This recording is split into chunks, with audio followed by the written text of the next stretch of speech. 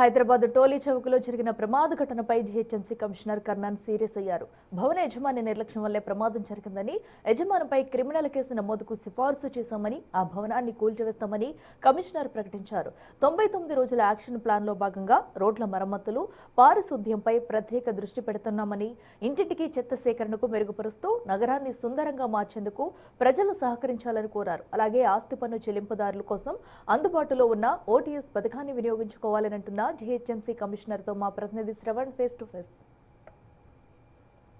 3 కార్పొరేషన్ల పరిధిలో 99 days action plan ని రాష్ట్ర ప్రభుత్వం రూపొందించింది. ఇవాళ జీహెచ్ఎంసీ కమిషనర్ కర్ణన్ హైదరాబాద్ లో ప్రారంభించారు. ఈ 99 డేస్ యాక్షన్ ప్లాన్ ఏ విధంగా చలామణి అవుతుంది, శానిటేషన్ పైన ఏ విధంగా ఫోకస్ ఉంటుందని తెలుసుకునే ప్రయత్నం చేద్దాం. జీహెచ్ఎంసీ కమిషనర్ కర్ణన్ మనతో ఉన్నారు. సార్, 99 డేస్ యాక్షన్ ప్లాన్ అనేది ఏంటి? రాష్ట్ర ప్రభుత్వం చాలా ప్రతిష్టాత్మకంగా తీసుకుంది. ఇవాళ మీరు హైదరాబాద్ లో చాచానగర్ పార్క్ లో కూడా ప్రారంభించారు. దాని ఉద్దేశం ఏంటి? 99 డేస్ యాక్షన్ ప్లాన్లో ప్రత్యేకంగా వీఆర్ ఫోకసింగ్ అండ్ శానిటేషన్ ఎక్కువ ఫోకస్ ఉంటుంది. దాంతోపాటు రోడ్ రిపేర్స్ ఉంటాయి, చిన్న చిన్న మైనర్ రిపేర్స్ ఉంటాయి. అండ్ మేజర్గా coordination with other department, electricity ఉండొచ్చు, వాటర్ బోర్డు ఉండొచ్చు, సీవరేజ్ ఇష్యూస్ ఉండొచ్చు, హైడ్రాతో ఉండొచ్చు.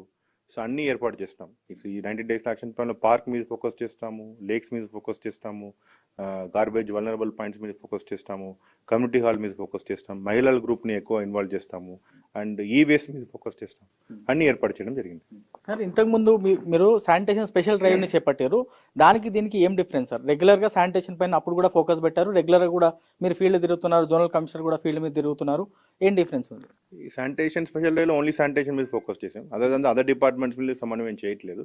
ఈసారి అయితే చెప్పిన ప్రకారం పార్క్స్ మీద, టౌన్ ప్లానింగ్ వారు ఫోకస్ చేయడం జరుగుతుంది, ప్రాపర్టీ ట్యాక్స్ వారు గ్రీవెన్స్ డ్రెస్సులు మీటింగ్ పెట్టడం జరుగుతుంది, మహిళా సంఘాలను ఇన్వాల్వ్ చేయడం జరుగుతుంది.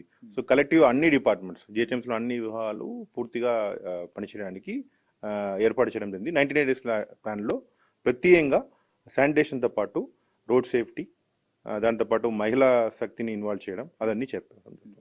సార్, ఇప్పుడు జీబీపీస్కి సంబంధించి జీబీపీస్ చాలా వరకు తగ్గించేటువంటి ప్రయత్నం చేశారు. అయినప్పటికీ కూడా ఇంకొన్ని చోట్ల రెగ్యులర్గా జీబీపీస్ ఇంక్రీజ్ అవుతున్నాయి అనేటువంటి వార్తలు వస్తున్నాయి. దానిపైన ఏ విధంగా ఫోకస్ పెట్టబోతున్నారు? జీవీపీస్ మీద ఎక్కువ ఫోకస్ ఎందుకు పెడుతున్నాను ఈసారి?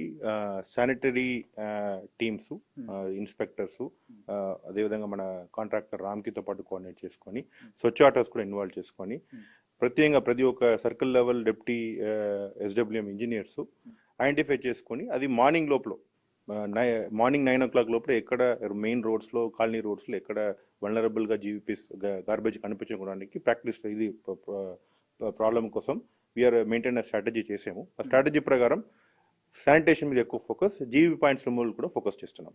సరే, ఇప్పుడు ఇంటింటి చెత్త సేకరణ సరిగ్గా జరిగితే రోడ్ల మీదకి చెత్త రాకుండా ఉంటుంది. ఇటీవల మీరు వాళ్ళ స్వచ్ఛ ఆటో వాళ్ళతో కూడా మీటింగ్ చేశారు. ఇప్పుడు కొంత స్ట్రీమ్లైన్ అయ్యేటువంటి పరిస్థితులు కనిపిస్తున్నాయా? వారు కూడా చాలా ముందుకు వచ్చారు. Our only goal is to every waste generate in each household, ఎక్కడెక్కడ ఇంటి దగ్గర చెత్త జనరేట్ అవుతుందో అది ప్రత్యేకంగా ఒకరు వెళ్ళి కలెక్ట్ చేయడం.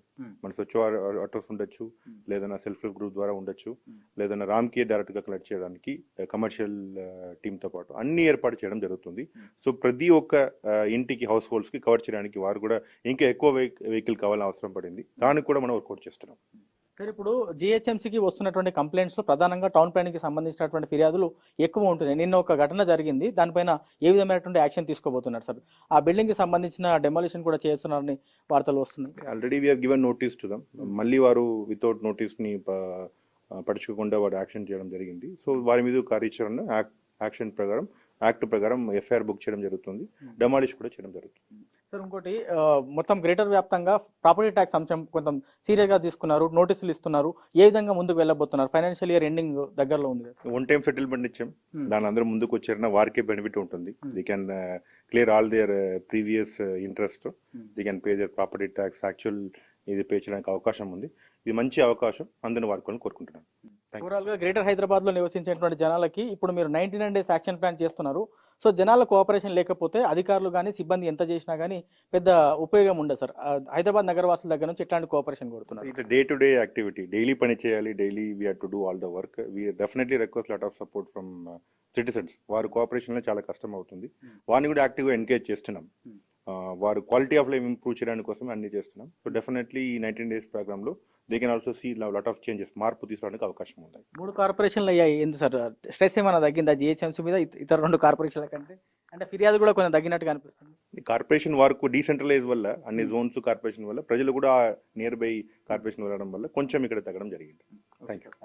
సో ఓవరాల్గా గ్రేటర్ హైదరాబాద్లో 99 డేస్ యాక్షన్ ప్లాన్ పైన జిహెచ్ఎంసీ కమిషనర్ ప్రత్యేకంగా ఫోకస్ పెట్టినట్లు చెప్తా ఉన్నారు. ఇతర శాఖలకు సమన్వయం కూడా చాలా సీరియస్గా చేస్తున్నామనేది ముఖ్యంగా చెప్పేటువంటి ప్రయత్నం చేస్తున్నారు. శానిటేషన్ పైన ప్రధానంగా దృష్టి పెట్టడంతో పాటు తోలి చౌకీలో నిన్న ఏదైతే ఘటన జరిగిందో ఆ బిల్డింగ్కి సంబంధించినటువంటి ఓనర్ పైన ఎఫ్ఐఆర్ నమోదు చేశాం, క్రిమినల్ కేసులు బుక్ చేశాం. దాంతోపాటు ఆ బిల్డింగ్ డెమాలిషన్ కూడా త్వరలో చేయబోతున్నాం అనేది జిహెచ్ఎంసీ కమిషనర్ స్వయంగా చెప్పేటువంటి ప్రయత్నం చేశారు.